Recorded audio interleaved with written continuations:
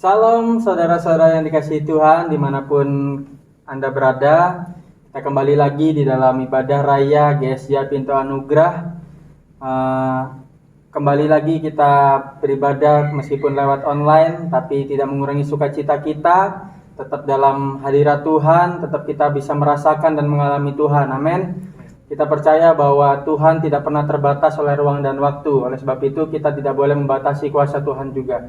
Hari ini kita akan siapkan hati kita akan mulai ibadah kita pada pagi hari ini. Sebelum itu kita akan berdoa. Tuhan, kami mengucap syukur untuk setiap yang kami lewati sampai hari ini Tuhan. Kami percaya semua yang terjadi dalam hidup kami itu semuanya karena kasih anugerah-Mu dan tidak pernah luput dari rencana-Mu Tuhan Yesus. Tuhan, hari ini kami bersyukur bila kami masih diberikan kesempatan untuk memuji menyembah Engkau Tuhan. Kami boleh datang merasakan hadirat-Mu, itu suatu hal yang luar biasa buat kami Tuhan Yesus. Tuhan, ajar kami untuk kami bisa fokus memuji menyembah Engkau. Kami mau beri hati kami mau beri hidup kami Tuhan Yesus. Pagi hari ini kami siap untuk memberi semua yang Engkau mau Tuhan. Oleh sebab itu Tuhan Yesus, jadikan kami alat-Mu dimanapun kami berada Tuhan Yesus. Engkau kuduskan, sucikan pelayanan kami Tuhan Yesus. Ibadah pagi hari ini semuanya ke dalam tangan-Mu Tuhan. Kami tidak izinkan roh lain, roh-roh yang bukan berasal dari Engkau mengganggu ibadah kami Tuhan. Tapi kami tutup bungkus dengan kuasa darah-Mu Tuhan Yesus. Hanya kuasa-Mu yang berdaulat atas ibadah kami. Sinyal yang kami pakai, internet yang kami pakai Tuhan, semuanya lancar Tuhan. Sehingga kami tidak terganggu oleh apapun Tuhan Yesus. Kami boleh merasakan hadirat-Mu Tuhan Yesus di rumah kami masing-masing Tuhan. Tuhan, kami siap memuji menyembah Engkau Tuhan Yesus. Haleluya.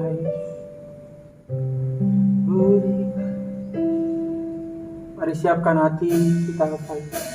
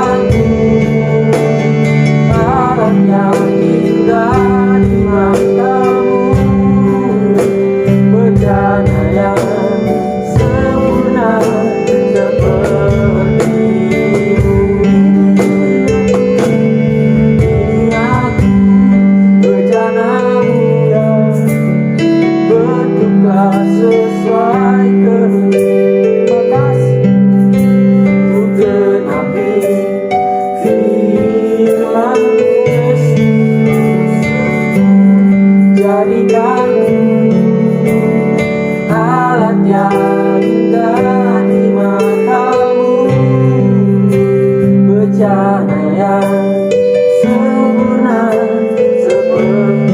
Mari kita sama-sama katakan sekali. Ini aku bejanamu, bentuklah sesuai kehendak. Kami mau menggenapi firman-Mu Tuhan.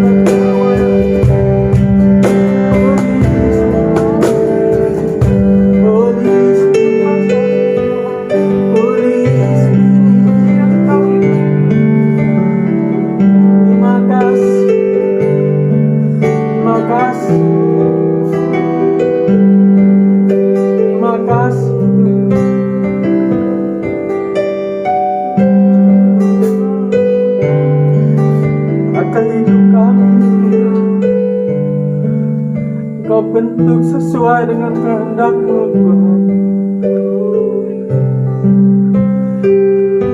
Ajar kami untuk percaya penuh Tuhan. Ajar kami untuk percaya penuh Tuhan.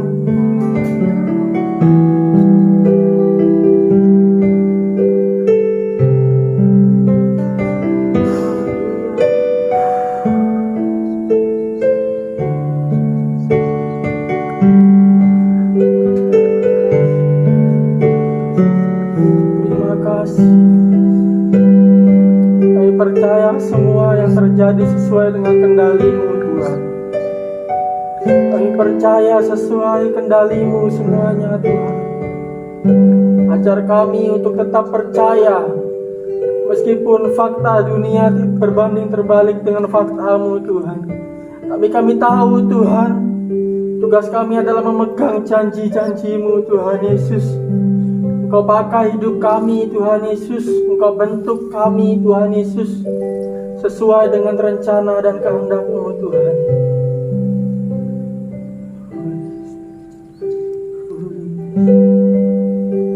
Kami siap memuji menyembah Engkau lebih lagi Tuhan Yesus. Kami siap memberikan yang terbaik Tuhan. Haleluya. Amin. Haleluya Yesus. Haleluya. Kita percaya bahwa semua yang ada di dunia ini itu semuanya adalah rencana Tuhan. Amin. Oleh sebab itu kita tidak boleh khawatir akan hari esok atau kapanpun juga, karena Tuhan yang akan berjanji untuk memenuhi segala apapun yang kita butuhkan. Haleluya. Kita naikkan pujian ini. Aku tidak khawatir.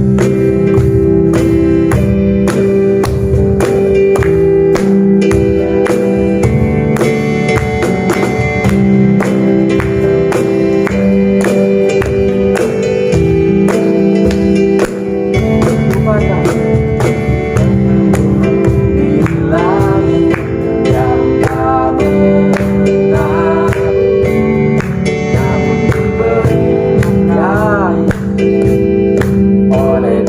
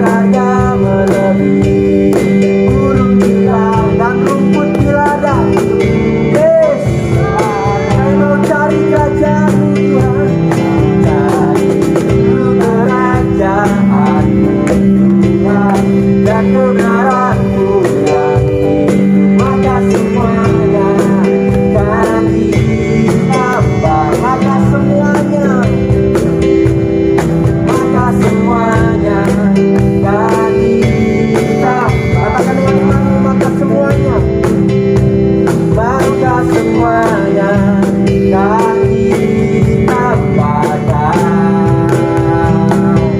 kepadaku. Haleluya, Yesus berikan sorak-sorai yang terbaik buat Tuhan. Kita percaya bahwa semuanya akan ditambahkan kepada kita selagi kita mencari dulu kerajaan Tuhan. Amin. Kita akan masuk ke dalam kebenaran firman Tuhan. Mari kita siapkan hati kita. Siapkan tanah hati kita yang paling terbaik, yang paling subur untuk Tuhan taburi dengan benih firman Tuhan. Terima kasih.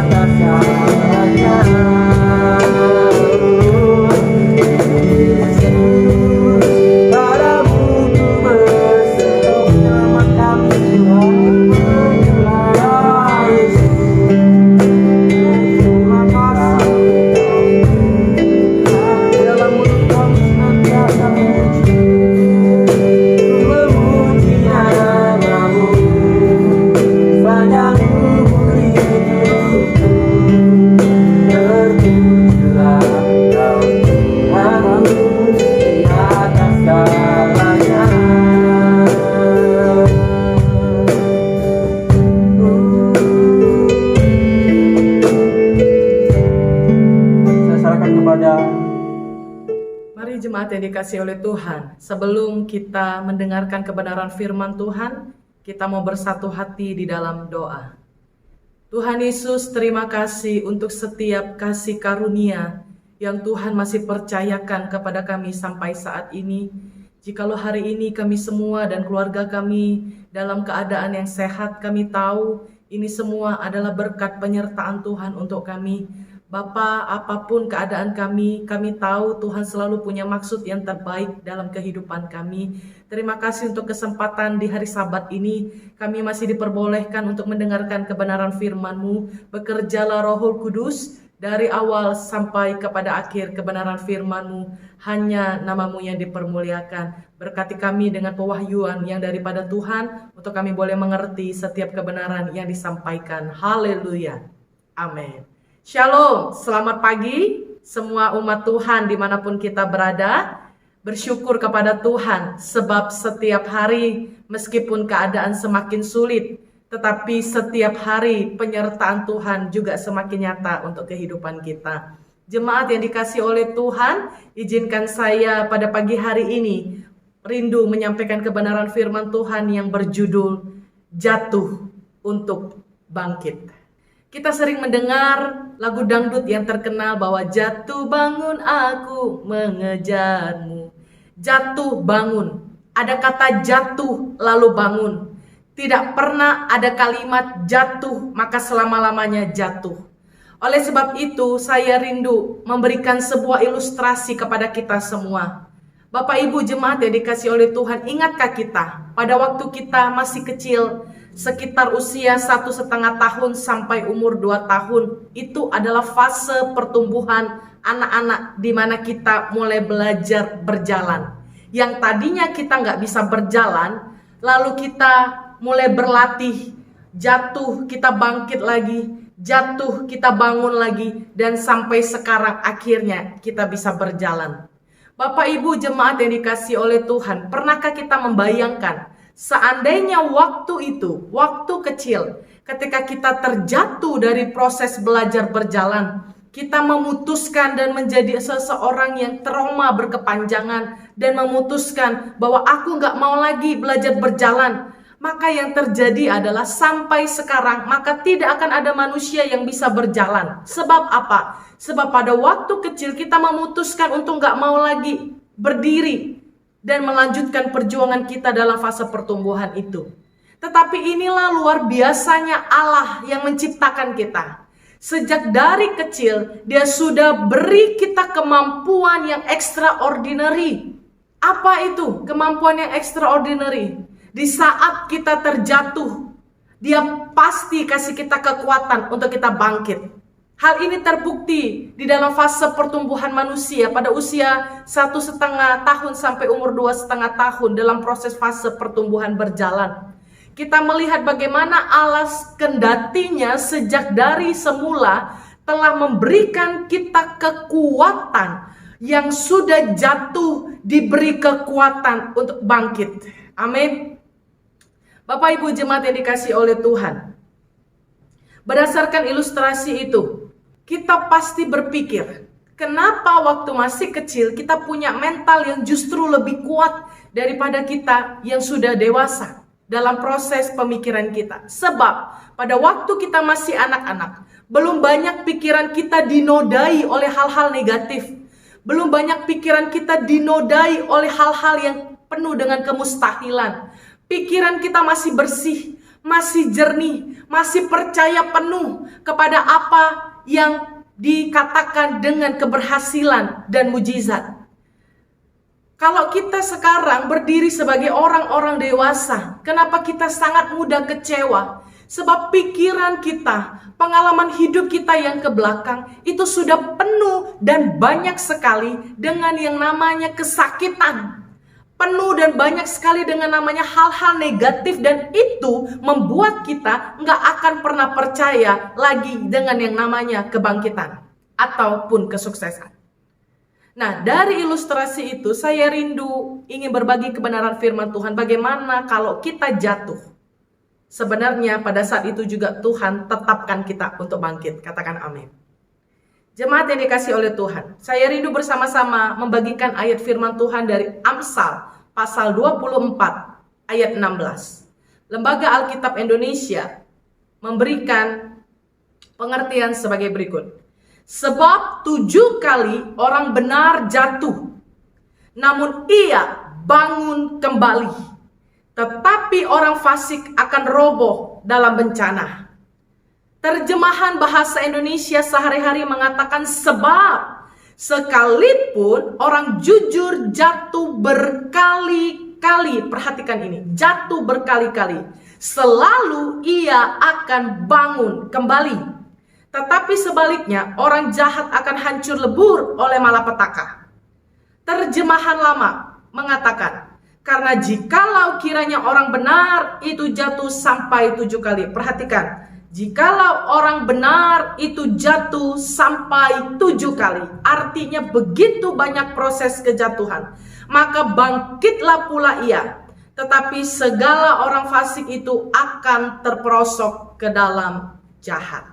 Jemaat yang dikasihi oleh Tuhan, dari firman Tuhan satu ayat ini, Amsal 24 ayat 16, saya coba menampilkan 3 terjemahan Alkitab untuk kita, untuk memberikan peneguhan. Bagaimana kalau kita terjatuh, bahkan bukan hanya kata jatuh, terjemahan bahasa Indonesia sehari-hari mengatakan jatuh berkali-kali. Bahkan terjemahan lama mengatakan kalau engkau jatuh sampai 7 kali. Kenapa diberi angka 7 kali? Menandakan tidak pernah berhenti engkau jatuh. Itu angka yang menunjukkan akan terus-menerus terjadi proses kejatuhan. Tetapi ingat, di dalam ayat ini bukan hanya bicara tentang kata jatuh. Tapi setelah engkau jatuh itu ada kalimat selanjutnya yang harus kita dengar hari ini. Amin. Apa itu? Namun ia bangun kembali. Amin. Bahasa Indonesia sehari-hari mengatakan ia akan bangun kembali. Tidak ada kata tidak akan, tetapi akan. Berarti proses yang dilakukan itu segera. Terjemahan lama mengatakan bangkitlah pula ia. Dari ayat ini saya mau beritahu kepada kita, tidak ada manusia yang sempurna. Setiap kita pasti diizinkan mengalami kejatuhan. Tetapi ingatlah hari ini, kalau engkau jatuh dalam keadaan keberdosaanmu, engkau jatuh dalam keadaan engkau terlena dengan keinginan dagingmu, engkau terjatuh dalam kondisi keterpurukan apapun yang engkau miliki saat ini. Mungkin engkau terjatuh dalam keterpurukan ekonomi di masa pandemik ini. Mungkin engkau sedang terjatuh di dalam suasana hatimu yang kacau, karena engkau berpikir aku berada di tengah-tengah keluarga yang gak baik. Atau mungkin anak-anak remaja pemuda mengatakan, kenapa aku dilahirkan dari orang tua keluarga seperti ini? Mereka pun tidak pernah memperhatikan aku.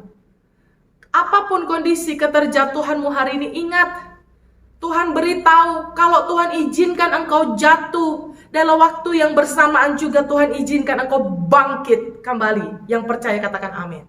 Jemaat yang dikasihi oleh Tuhan, mengapa kita harus bangun di saat kita terjatuh?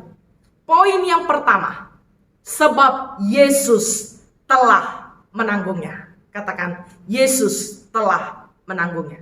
Sama-sama kita buka kebenaran firman Tuhan. 1 Petrus pasal 2 ayat 24. Ia sendiri telah memikul dosa kita di dalam tubuhnya di kayu salib, supaya kita yang telah mati terhadap dosa hidup untuk kebenaran. Oleh bilur-bilurnya kamu telah sembuh. Jemaat yang dikasihi Tuhan, perhatikan kalimat ini. Ia sendiri, siapa ia sendiri itu? Yesus telah memikul dosa kita. Kalau hari ini siapapun engkau, dimanapun engkau berada, engkau dalam kondisi keberjatuhan karena engkau melakukan dosamu secara berulang-ulang, ataupun engkau saat ini sedang terjatuh karena engkau terlena dalam keinginan kedaginganmu.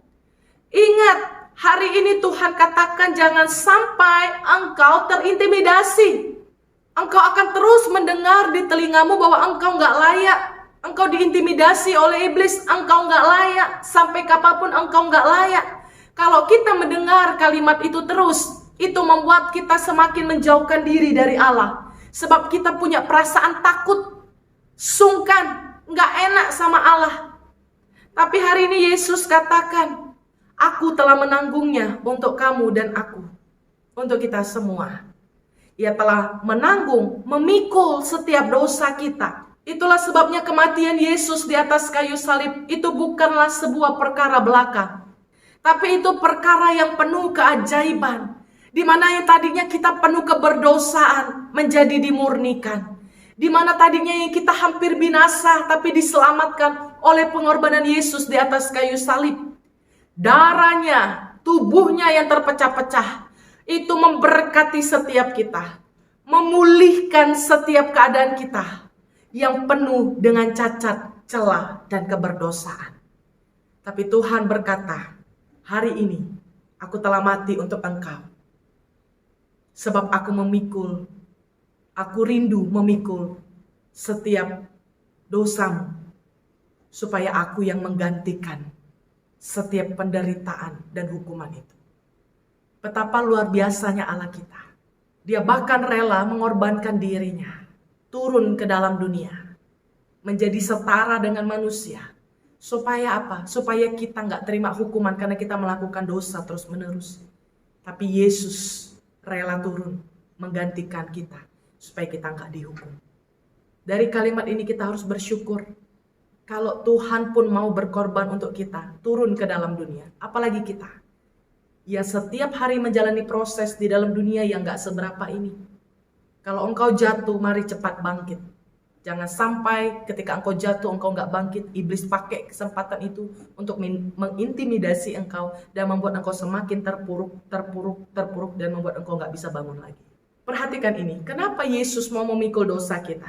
Supaya apa? Supaya kita hidup untuk kebenaran. Katakan amin. Luar biasa Tuhan kita. Jemaat yang dikasihi.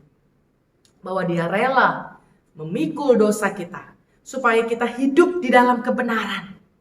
Kita bisa melihat sudut pandang apa yang Allah pikirkan dan Allah lihat. Kita bisa hidup di dalam kebenaran dan memperoleh keselamatan di akhirat nanti. Tuhan gak ingin kita hidup di dalam ketidakbenaran yang membuat kita semakin berbuat dalam keberdosaan dan membuat kita akhirnya memperoleh kematian kekal. Tapi dia rindu membenarkan kita supaya hidup kita terus benar. Kenapa? Karena dia rindu membuat kita memperoleh kehidupan yang kekal. Yang kedua, mengapa kita harus bangun di saat kita terjatuh? Yang kedua, sebab tidak sebanding dengan kemuliaannya. Katakan, tidak sebanding kemuliaannya. Mari sama-sama kita buka Alkitab kita dari kitab Perjanjian Baru Roma pasal 8 ayat 18 mengatakan demikian. Sebab aku yakin penderitaan zaman sekarang ini tidak dapat dibandingkan dengan kemuliaan yang akan dinyatakan kepada kita. Jemaat yang dikasihi oleh Tuhan, ayat ini memberitahukan kepada kita, sebab aku yakin penderitaan zaman sekarang. Kalau penulis kitab ini mengatakan pada waktu itu, maka hari ini firman ini diberikan kepada kita di masa sekarang. Sebab kalau kita sekarang sedang mengalami penderitaan di zaman sekarang, di waktu ini, di tahun ini, di hari ini, di minggu ini, percayalah, apa yang kita alami di dalam penderitaan itu nanti gak akan sebanding dengan kemuliaan yang akan engkau terima bersama dengan Bapa di atas sana. Amin. Jadi kalau hari ini Tuhan izinkan semua dunia digoncang dalam satu penderitaan yang sama, kita harus menanggung beban yang sama. Tetapi ingat, ketika kita sedang dalam kondisi menderita, sedang dalam kondisi kita terjatuh di dalam keadaan ekonomi, kita terjatuh di dalam keadaan keharmonisan rumah tangga kita. Kita terjatuh, anak-anak muda, engkau di dalam dunia mudamu. Atau engkau merasa nggak layak, engkau merasa nggak diterima karena engkau ditolak oleh keluargamu. Atau engkau merasa tidak ada yang memperdulikan aku, sebab orang tuaku saja tidak pernah memperdulikan aku. Tapi hari ini Tuhan mau katakan, sabarlah di dalam penderitaanmu. Sebab segala sesuatu itu ada masanya. Kalau hari ini engkau menderita, artinya Tuhan mau izinkan engkau terima kemuliaan yang Tuhan udah siapkan, yang gak sebanding dengan apa yang kita alami hari ini. Jemaat yang dikasihi Tuhan, Tuhan mengasihi engkau dan saya. Tuhan rindu ingin memberikan kemuliaannya. Sebelum seseorang memberikan kado seperti orang tua, rindu beri kado kepada anaknya. Kalau anaknya itu begitu baik, pintar, anaknya itu begitu bisa menyenangkan hati orang tuanya. Tidak ada orang yang bisa beri hadiah kalau orang itu nggak melakukan sesuatu yang luar biasa. Kalau kita mau terima kado kemuliaan dari Allah, ayo sama-sama. Kita mau berjuang dalam penderitaan kita. Kalau hari ini engkau jatuh, seperti gambaran fase anak-anak yang belajar berjalan, ayo cepatlah bangkit seperti mereka. Yang ketika mereka belajar berjalan, mereka terjatuh, mereka hanya ketawa, nggak pernah nangis. Tapi mereka cepat-cepat langsung naik lagi berdiri, belajar jalan lagi tanpa adanya rasa ketakutan. Kalau hari ini engkau punya rasa traumatik terhadap masa lalumu, terhadap orang-orang di sekitarmu, yang membuat engkau kecewa dan gak percaya kepada siapapun. Engkau pernah mengalami kejatuhan, tapi justru orang-orang malah semakin membuat engkau terjatuh. Tapi hari ini Tuhan katakan, sabarlah, sebab penderitaanmu tidak sebanding dengan apa yang Tuhan akan nyatakan kemuliaan bagi engkau. Katakan amin. Yang ketiga, kenapa kita harus bangun di saat kita terjatuh? Sebab Tuhan yang menolong kita. Kalimat ini selalu menjadi peneguhan. Kalau saya terjatuh, Tuhan sudah menolong saya dan siap menolong saya. Poin yang ketiga, mengapa kita harus bangun di saat kita terjatuh? Sebab Tuhan yang menolong kita. Mari kita bersama-sama buka. Dari kitab Mazmur 121 ayat 1 sampai dengan yang ketiga. Aku melayangkan mataku ke gunung-gunung. Dari manakah akan datang pertolonganku? Pertolonganku ialah dari Tuhan yang menjadikan langit dan bumi. Ia takkan membiarkan kakimu goyah. Penjagamu tidak akan terlelap. Mari kita perhatikan gambaran anak-anak. Ketika mereka terjatuh, mereka pasti akan menoleh ke kiri dan ke kanan melihat, adakah papa mamaku? Kenapa? Karena kalau aku jatuh, aku ingin angkat tanganku supaya mereka bisa ulurkan tangan, meraih tanganku dan membuat aku berdiri.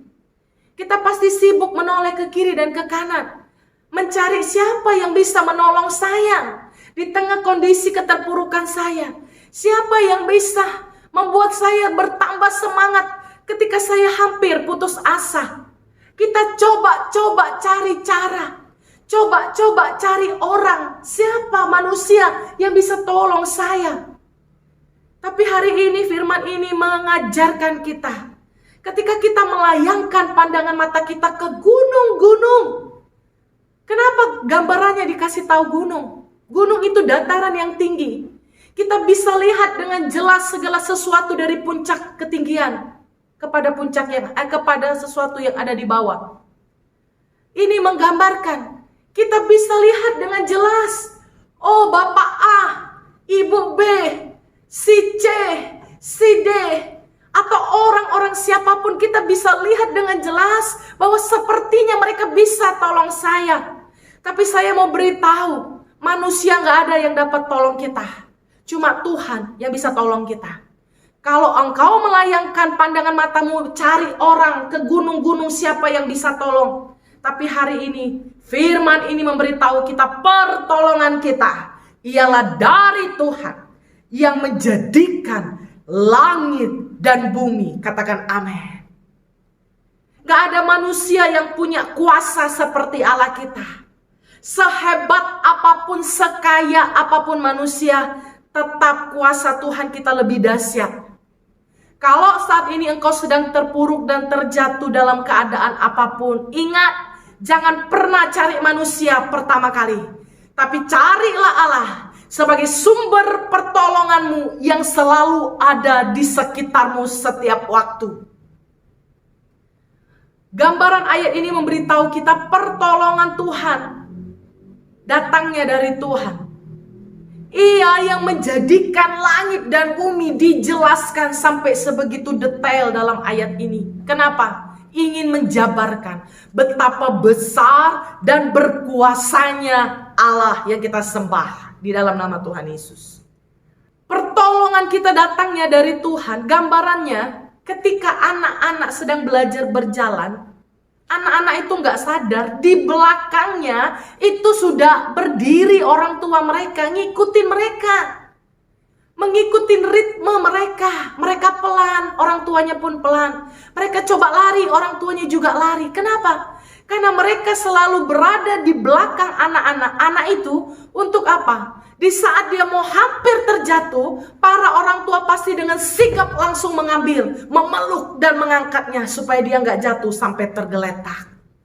Gambaran ini pun memberi gambaran bagaimana Tuhan juga seperti itu tanpa kita sadari. Ketika kita sedang berjuang, tertatih-tatih, kita meneteskan air mata dengan setiap pergumulan kita. Kita pernah terjatuh di masa lalu, terpuruk. Gak ada orang yang tolong kita, bahkan orang mencemooh kita.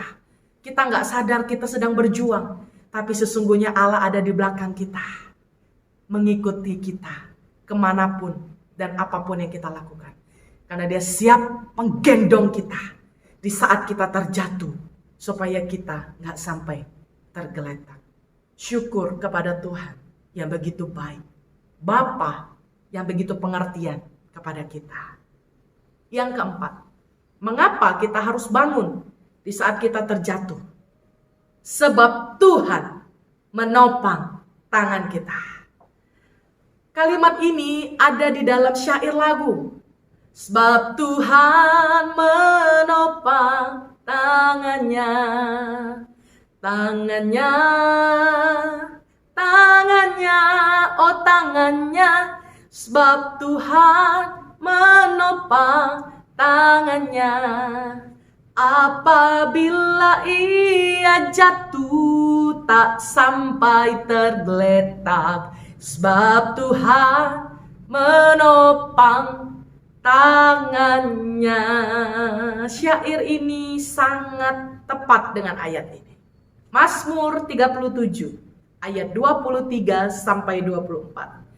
Tuhan menetapkan langkah-langkah orang yang hidupnya berkenan kepadanya.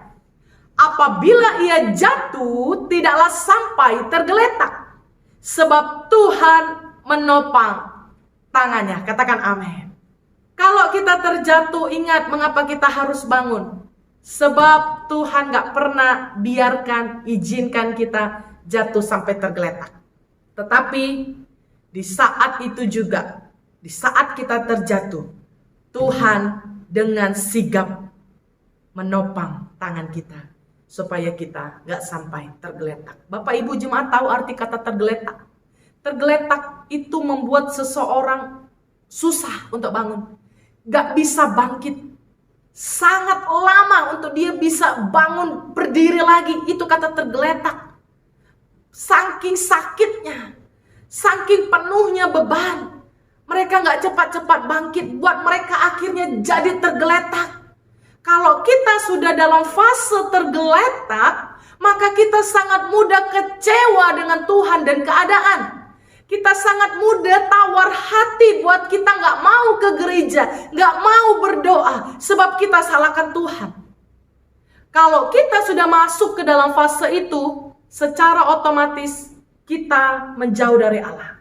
Dan kalau kita menjauh dari Allah, inilah yang iblis mau.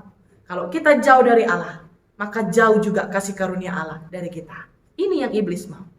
Tapi Tuhan katakan, aku gak akan biarkan engkau jatuh sampai tergeletak. Sebab ada tangan aku yang akan menopang engkau. Seperti gambaran ilustrasi tadi. Anak-anak belajar berjalan, di belakangnya selalu ada orang tua yang mengikuti mereka. Jemaat yang dikasihi Tuhan, jangan takut. Percayalah dengan imanmu hari ini. Tuhan kasih peneguhan dengan ayat ini. Kalau hari ini engkau terjatuh, ingat gak akan sampai tergeletak. Amin. Kondisi apa yang membuat engkau terjatuh? Ekonomi. Kita gak punya keyakinan lagi. Karena kita tahu pandemik ini seolah-olah lama akan berakhir. Bagaimana dengan perekonomianku? Kita sudah putus asa, menangis. Tetapi saya mau katakan, percayalah. Percayalah. Sebab tangan Tuhan menopang kita. Gak akan selama-lamanya orang benar dibiarkan goyah. Apapun kondisi keterpurukanmu, engkau jatuh. Karena apa? Karena keadaan hatimu yang kecewa, sakit hati. Karena engkau merasa kesendirian, gak ada orang yang perhatiin engkau. Orang tuamu, suamimu, anakmu gak ada yang perhatiin engkau. Tapi hari ini saya katakan, kalau engkau saat ini merasa terjatuh, kita mau belajar bersyukur. Sebab sesungguhnya di saat kita mengalami proses kejatuhan, di saat yang sama kita melihat proses Allah menyatakan kuasanya, mengangkat kita jauh lebih tinggi dari sebelumnya. Katakan amin. Yang kelima, mengapa kita harus bangun di saat kita terjatuh? Sebab ada upah atas setiap usaha. Katakan, ada upah atas setiap usaha. Mari sama-sama kita buka dari 2 Tawarik 15 ayat 7. 2 Tawarik 15 ayat 7 mengatakan demikian. Tetapi kamu ini kuatkanlah hatimu. Janganlah lemah semangatmu. Karena ada upah bagi usahamu. Katakan amin. 2 Tawarik 15 ayat 7 memberitahu kita, kuatkan hatimu. Jangan lemah semangatmu. Kenapa? Percayalah, ada upah bagi setiap usahamu. Ayat ini memberi gambaran, ada upah di saat kita mau menguatkan hati dan menguatkan semangat kita. Artinya, kalimat ini memberitahu bahwa sesungguhnya keadaan kita waktu itu sedang gak baik. Hati kita sedang kacau, hati kita sedang sakit, hati kita sedang kecewa, hati kita sedang gak percaya kepada Tuhan ataupun kepada manusia. Saya mau beritahu hari ini, jangan izinkan itu berlama-lama. Tetapi bangkitlah semangatmu. Sebab hati yang gembira adalah obat yang manjur. Semangat yang kuat membangkitkan setiap tulang-tulang yang remuk. Semangat yang kuat membangkitkan setiap pengharapan yang hampir pudar. Kalau kita bersemangat, maka setiap apapun yang sedang kita hadapi, kita akan terus berjuang, berjalan, bahkan berlari lebih kencang untuk meraih apa yang ada di depan kita. Sebab kita tahu di depan kita itu sedang ada upah yang menunggu kita. Oleh sebab itu, mari belajar jangan suka mengeluh kalau Tuhan izinkan kita mengalami proses kesakitan. Tetapi percayalah, berjuanglah, cepatlah bangkit semangatmu untuk engkau bisa berjalan, untuk engkau bisa berjuang, untuk engkau bisa meraih dan mengambil upah yang Tuhan sudah beri dan sediakan bagi engkau di depan sana. Amin. Poin yang terakhir dan yang keenam, mengapa kita harus bangun di saat kita terjatuh?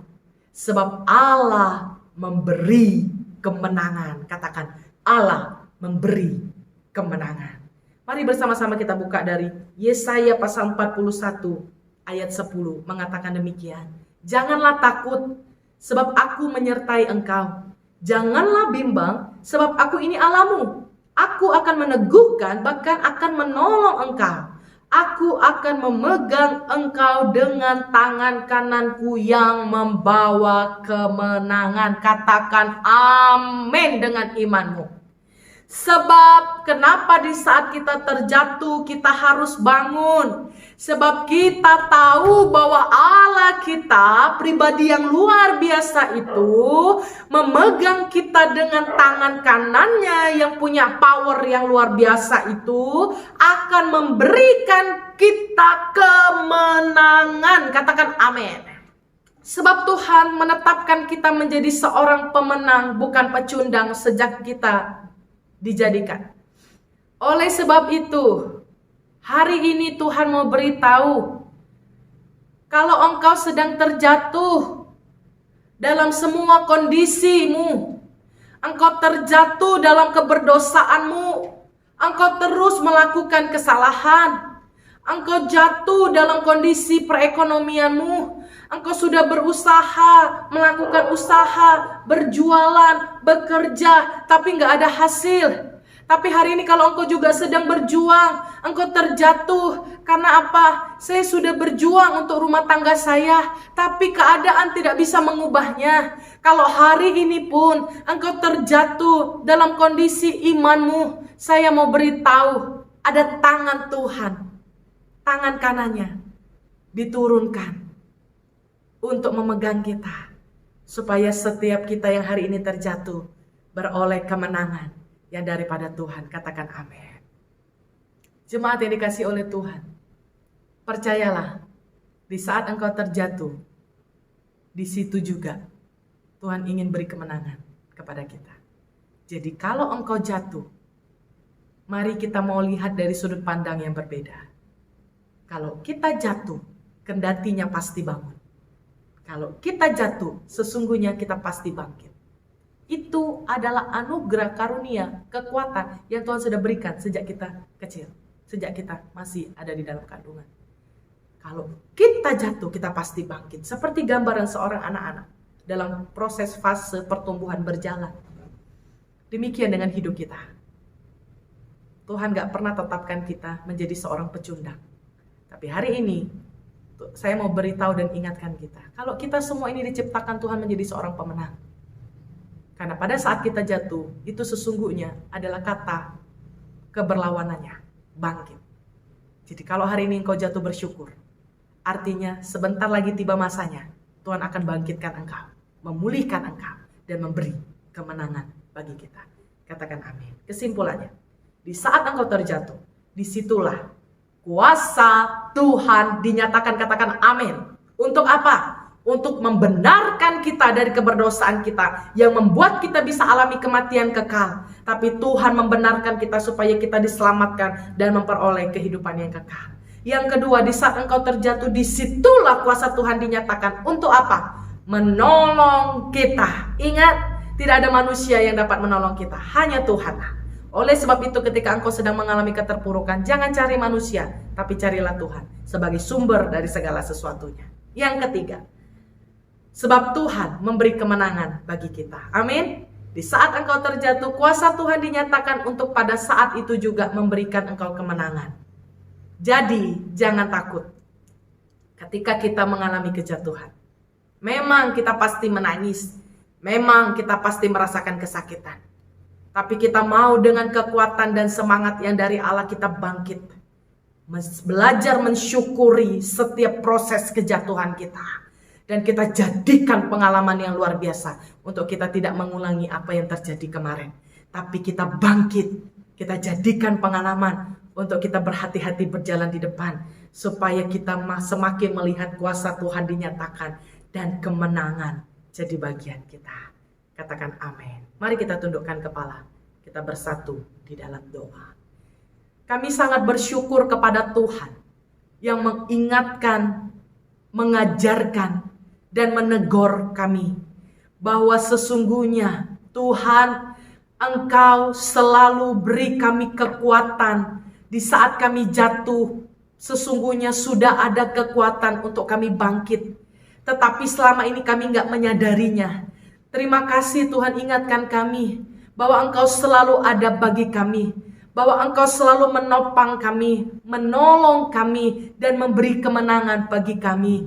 Tuhan, ajar kami untuk selalu mensyukuri setiap proses kejatuhan kami dan membuat kami menjadi satu pengalaman yang berharga dan membuat kami semakin kuat di dalam Tuhan, bahkan semakin semangat berlari lebih kencang untuk kami meraih upah yang Tuhan sudah sediakan bagi kami di depan sana. Terima kasih untuk kebenaran firman Tuhan ini, matraikan dalam hati kami, jadikan kami pribadi yang lebih hari lebih berkenan dan belajar menyenangkan hati-Mu. Tuhan, kalau hari ini kami masih hidup dalam keberdosaan kami, dalam keinginan kedagingan kami Kami meminta pengampunan dari Allah. Kami tahu kematian-Mu di atas kayu salib telah memikul dosa kami. Ajari kami mampu untuk tidak mengulangi setiap kesalahan kami, supaya kasih karunia Allah semakin nyata dalam hidup kami. Terima kasih Bapa, terima kasih untuk ibadah hari ini. Terima kasih untuk praise and worship. Terima kasih untuk kebenaran firman-Mu. Tuhan, sebelum kami meninggalkan ibadah kami rindu menerima berkat daripada Tuhan. Mari jemaat yang dikasih oleh Tuhan, angkat kedua tanganmu tinggi-tinggi. Terimalah berkat daripada Tuhan.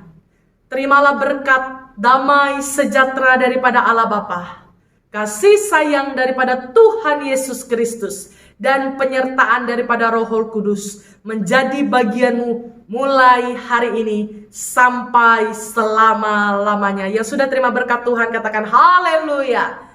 Amin. Shalom. Selamat hari Minggu. Tuhan menyertai kita semua.